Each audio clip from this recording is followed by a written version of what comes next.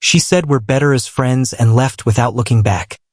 A year later, she saw me happy, successful, and in love. Now she wants it all back. But I've moved on forever.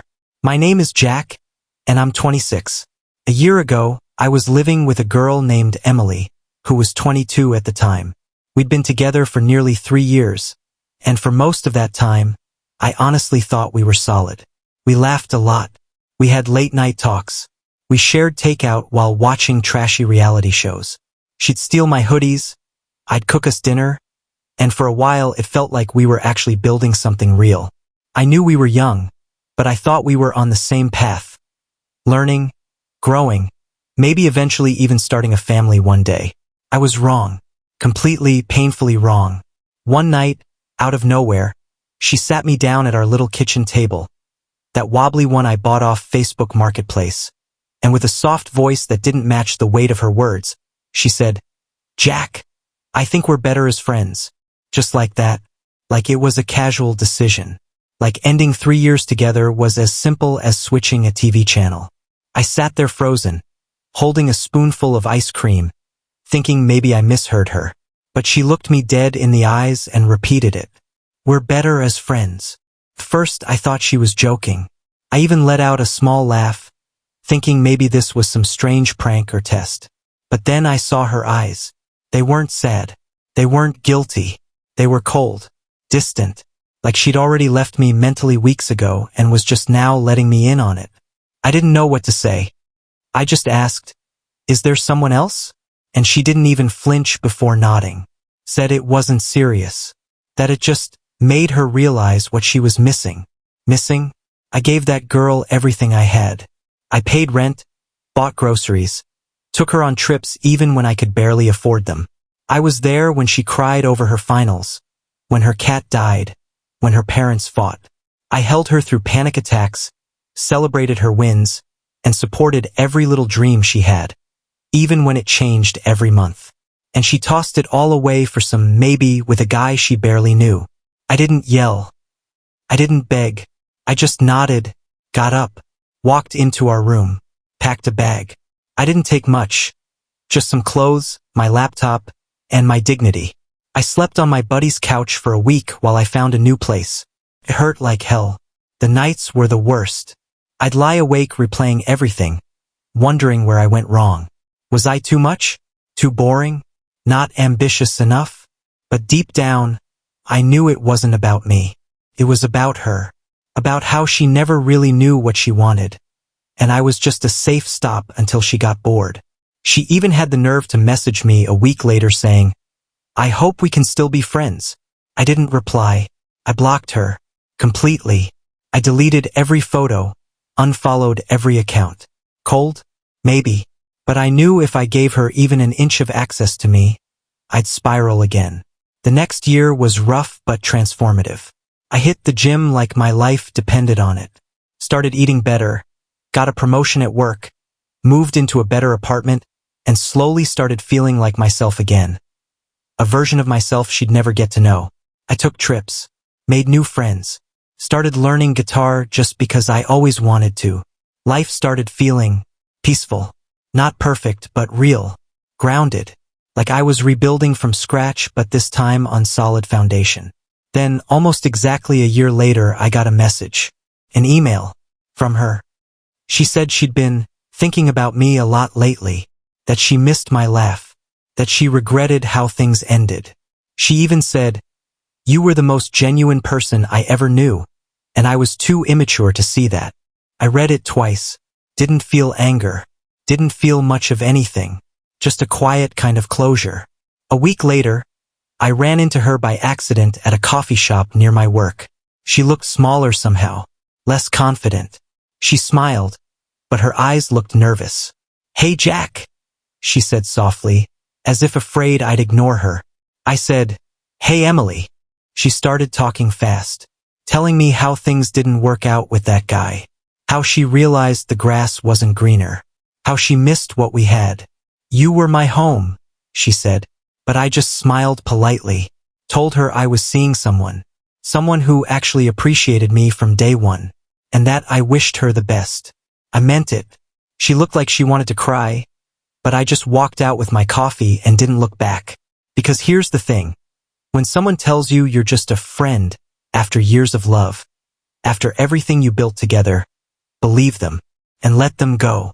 Because one day, they'll come back. But by then, you'll be so far ahead, they won't even recognize the person you've become. But here's the thing about people who say, we're better off as friends. They never mean it in that moment because they care about you. They say it because they think they're moving up, moving on, or moving towards something better. And that's exactly what Emily thought. I remember the exact night she said it. We were sitting on the couch, the same couch we had picked out together from a secondhand store when we first moved in. She was holding a mug of tea she hadn't touched. Her fingers wrapped around it like she needed something warm to hide behind. And she looked at me with that kind of soft, apologetic smile you'd use on a stranger you just bumped into on the sidewalk. "Jack," she said quietly, "I think we're better off as friends." Just like that. No warning. No build-up. Just those words. I didn't even know what to say at first. I thought maybe she was joking, or maybe she was upset about something small. But she was serious. She said she needed to find herself, that she felt like she had outgrown what we had. That being with me made her feel stuck. I sat there in silence as she explained that she wanted to travel, meet new people, and not be tied down in her early 20s. She said I was sweet, that I'd been so good to her, but that we were just in different places in life. And then she packed her bags. I didn't argue. I didn't cry in front of her.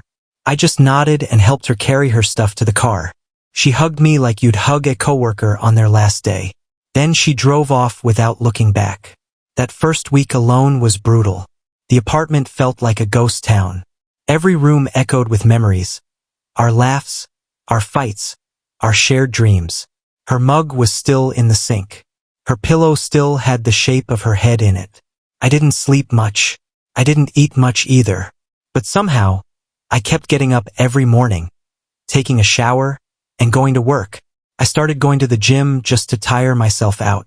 I focused more on my career, took on extra projects. I stopped drinking on weekends and started journaling, just trying to understand what the hell happened. Slowly, and I mean slowly, the fog started to lift. I was still hurting, but I was healing too. I was relearning who I was without her. A few months passed. Then came the first text from her. Just a "Hey, how are you?" followed by a "Saw something that reminded me of you." I didn't respond at first. I was still raw. But after a while, curiosity got the better of me. We chatted a little here and there. Nothing deep, just small talk. I could tell she was fishing, trying to gauge where I was mentally. But I kept it surface level. I wasn't ready to dive back in. Then about a year after she left, she asked if we could meet up for coffee. I said yes. I thought I was over her, or at least strong enough to see her again without falling apart. She walked into that cafe like no time had passed. But I wasn't the same Jack she had left behind. I was stronger, more grounded. I had a new job, new friends, and a clearer vision of what I wanted in life. She sat across from me, stirring her coffee without drinking it, just like old times. And then she said it. "I miss you." I just looked at her, calm, quiet, listening. "I was stupid," she continued. "I thought the grass would be greener. I went out there thinking I needed freedom, but all I found was loneliness. The people I met weren't you. No one understood me like you did. I thought I'd find myself, but all I did was lose you." I let her talk. She apologized, said she wanted to try again, that she realized what we had was rare, that she didn't deserve another chance, but she hoped maybe I'd consider it. And for a moment, I thought about everything we'd shared, the good, the bad, the in-between. But then I thought about the nights I cried alone, the mornings I forced myself out of bed, the way she left without a real fight. I thought about the strength it took me to build a new life, and how peaceful that life had become without her in it. So I smiled, not bitter, not angry, just peacefully. And I said, "I'm glad you found what you needed, but I'm not the same guy you walked away from. And this life I've built now, it's not meant for the girl who said we're better off as friends." She didn't cry right away, but her eyes got glossy, her lips trembled, and for the first time, she looked like the one who got left behind. We sat there in silence. Then I wished her well, paid for her coffee, and walked away. I haven't looked back since. If you stayed until the end, I appreciate you. Hit that like button and subscribe for more real stories that hit deep.